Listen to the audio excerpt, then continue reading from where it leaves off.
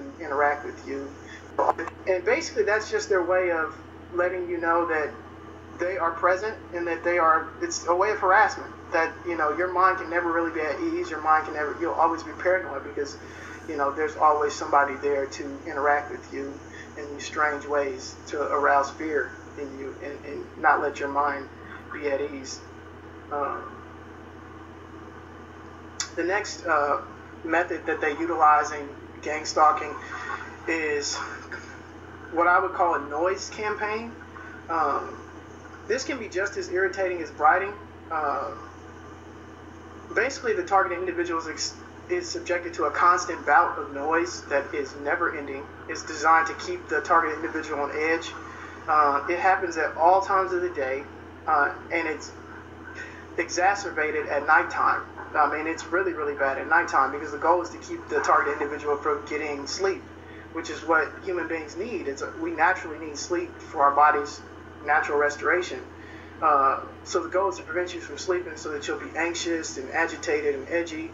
And basically just your stress hormones will be through the roof, and which only exacerbates those feelings of paranoia and fear and stuff like that.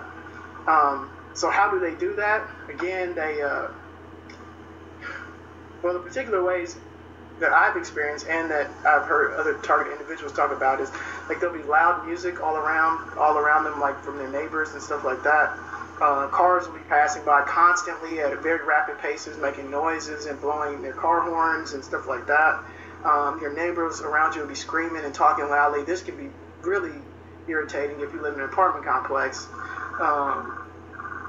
And the craziest tactic that they use to generate noise is they do it through machine-generated sounds, things like fake dogs barking, machine-generated sounds, things like fake dogs barking, machine-generated that they if you live in an apartment complex. And the craziest tactic that they use to generate noise is they do it through machine-generated sounds, things like fake dogs barking or chickens crowing and duck calls and stuff like that. Just really strange things to just constantly generate noise so that you can never really get relaxation as a targeted individual. And like I said, they accomplish these tasks by paying your neighbors, lying to your neighbors, telling them you did something. Paying your neighbors, lying to your neighbors, telling them you did something wrong, and so their neighbors actually think that they're helping and stopping a crime or some sort of investigation or something like that. Or they blackmail your neighbors if your neighbors actually have done something wrong or something like that. My personal experiences with the noise campaign, I want to talk about a little bit about that. The one I want to talk about most is the one that made me actually realize that I was a targeted individual. After experiencing so much harassment in Las Cruces, New Mexico, where I was living at the time for a while, I decided I was going to go to Houston just to get away for a while. I had several friends in Houston. That's where I used to live and where I used to work. So I went to go visit my friend Kimberly Snag, and while I was in Houston, I was staying in Kimberly's mom's house, which is in 5th Ward, a real quiet neighborhood, mostly old people, residential area. But while I was there, every 10 minutes, cars would be flying down the street, making, at rapid paces, making loud noise.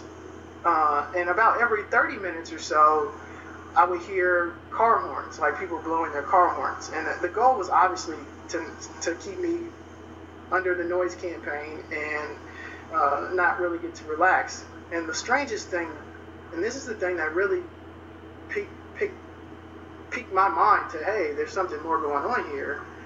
This is kind of crazy. Behind the house, I kept hearing this strange cock-a-doodle-doo noise of like a rooster. But it was the same cock-a-doodle-doo without any variation to it. So it was obvious that it was like a machine and it wasn't a real rooster.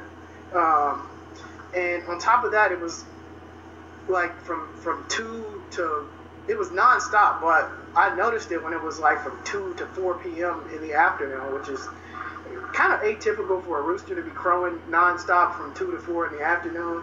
And this went on for several days because I stayed in Kim's mom's house for like 3 or 4 days, and it went on for several days. The cars and the rooster and all that.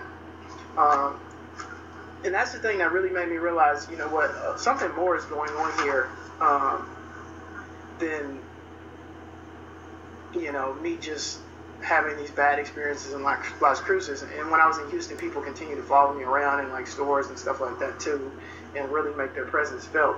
But I'll talk about that a little bit later.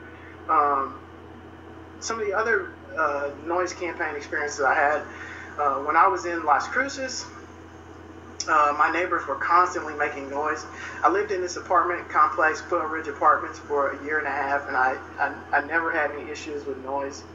But in the last few months that I was there, it was constantly noise around me. My neighbors were constantly playing loud music, constantly talking loud and screaming and stuff like that.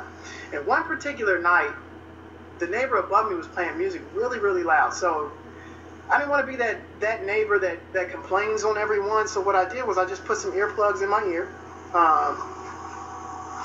and tried to nestle in and go to sleep. Shortly after I put these earplugs in my ear, my bed actually is on the wall adjoining one of my neighbors, the neighbor that was behind me. And the headboard is literally on that adjoining wall. As soon as I put the earplugs in, I started hearing these extremely loud sex sounds. Now, mind you, I've lived here a year and a half. I've slept in my apartment a year and a half, and I've never heard any noises come out of this apartment, sex or otherwise. But on this particular night, well, I'd heard, for those few months, I heard music and stuff like that, and loud talking and screaming. But on this particular night, as soon as I put the earplugs in, these loud sex sounds just started coming out of nowhere.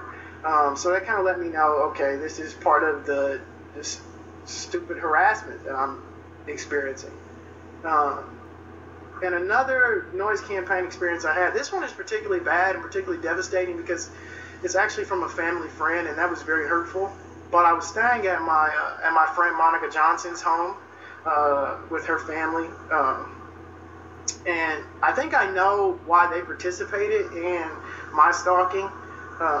And I hate to spill the beans on anybody, but, you know, this is kind of my last words. But her husband, Marshall, smokes marijuana. And so I think, honestly, that they were blackmailed into participating in my stalking on some sort of fear that he would, you know, face criminal prosecution for marijuana possession or marijuana use or something like that. But what happened while I was there is that, and this wasn't the first time I stayed in their home, by the way, so this is completely atypical. But while I was there, everyone was talking really, really loudly and screaming at all hours of the night. There were 3 TVs on in the house, and they were on full blast, just blaring. I was trying to sleep on the couch in the living room, and Monica and Marshall's bedroom is actually downstairs. They had their TV on in the bedroom, and it was just blaring on full blast. And then at about 3 a.m., Monica came out the room, walked outside, and then came back in, slammed the door, was screaming at the top of her lungs about how her daughter Brittany's red SUV had just been repossessed because she missed a payment.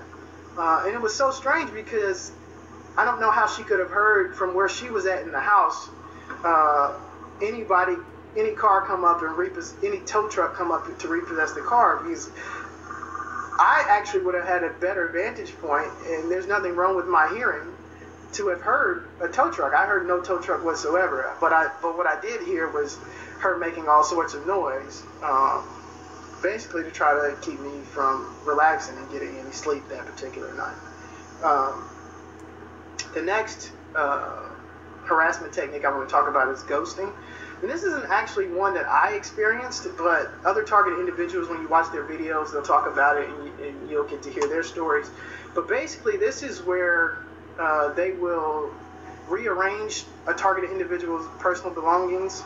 For example, might break into their house, which in and of itself is wrong. They'll break into their house, rearrange their furniture, or rearrange things on their desk or in their bedroom. They'll actually rearrange lawn ornaments and stuff like that are in the yard. So when the targeted individual returns back to their home, they see that things are sort of out of place. And that obviously arouses fear and paranoia and apprehension and stuff like that to further exacerbate this evil, ungodly program that they participate in to try to harass targeted individuals. The next technique I want to talk about is called mimicry. This involves when a targeted individual encounters one of their stalkers, the stalker will actually literally do everything, the same movements, same motions that the targeted individual does. So it's very irritating. And these particular stalkers make their presence very known. I had this experience once when I was in Weewa at the Easy Serve gas station. I pulled into the gas station to pump some gas. And when I pulled in, this guy comes from behind the pump next to me, and he has on these dark sunglasses, really dark sunglasses, which is my particular stimuli that they've used in my stalking experience. But these really dark sunglasses, he looks at me, and then he starts waving his hands and moving his head to try to basically get my attention. Hey, I'm here. And I ignored him at first, and then I went to go start washing my window. So I'm washing the front window. As I start washing my front window, he starts washing his front window, and he's looking at me while he's washing his front window with these dark shades on. So then I move to the side window, and he moves to the side window, and he's looking at me with these dark shades on and washing his window. And it was really creepy. Everything I did, he did. But, I ignored it. That's just one of the things that targeted individuals experience, is this kind of harassment to try to make you frustrated or angry or paranoid or nervous, or, start to kind of question, what in the world is going on with me? But I know, beyond a shadow of a doubt, that there's nothing going on with me. I mean, God has not given me a spirit of fear, but one of power, one of love, and one of a sound mind. And I thank Him for having a sound mind. I know that nothing is going on with me, and that it was absolutely just part of this evil, ungodly program. The next thing technique I want to talk about is called sensitization. And this one is pretty critical for the overall targeted individuals harassment program. This refers to basically, they want the targeted individual to associate a particular stimuli with their harassment. For example, whenever you're out in the public as a targeted individual, if you encounter people wearing blue baseball caps, you start to associate blue baseball caps with you being harassed. So that way, going forward, anytime you see a person in a blue baseball cap, you'll instantly think, is this person here to harass me? In my particular situation, they used dark sunglasses as my stimuli. And it worked very, very well at first. I got to the point where every time I saw someone in dark sunglasses, I would kind of freak out. I would be looking at them extra because I thought that person was there to harass me. This is before I knew I was a targeted individual. After I knew I was a targeted individual and realized that this was just part of the game, perception is reality, I was able to calm myself down. I still was paranoid. I'd see people in even now, I see people in dark sunglasses and they get extra attention from me because that's part of the game. But then I just remind myself, look, I'm a targeted individual. This is part of the game. This is perception. This perception is reality. And I'm able to kind of calm those fears. The next technique I want to talk about is called mobbing. And this particular technique happens most often when a target starts to realize that maybe there's something more going on to their experiences that meets the eye, or maybe the target is already in kind of a flustered or frustrated state. Then you experience what's called mobbing, and that's when you get harassed by several stalkers at one time. And this is basically designed as a scare tactic. By several stalkers, you experience what's called mobbing, and that's when you get harassed by several stalkers at one time. Experience what's called already in kind of a flustered or frustrated state. Then you experience what's called mobbing, and that's when you get harassed by several stalkers at one time.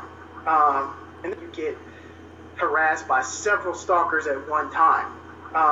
And this is basically designed as a scare tactic to really drive the target into paranoia. This happened to me on several occasions because This happened to me on several occasions because I have a pretty low anger threshold. This happened to me on so many occasions. If I'd be driving along the street and 5, 10 cars will pass by all at the same time. All at the same time. Everybody has on dark shades, and they're not watching the road. They're watching me. Like, they're not looking at the road like it's, and they're not watching the road. They're watching me. Like, they're not looking at the road like it's, and they're not watching the road. They're watching me. Like, they're not looking at the road pass by on the street, and 5, 10 cars will pass by all at the same time. All at the same time. Everybody has on dark shades, and they're not watching the road. They're watching me. Everybody has on dark shades, and they're not watching the road. They're watching me. Everybody has on dark shades, and they're not watching the road.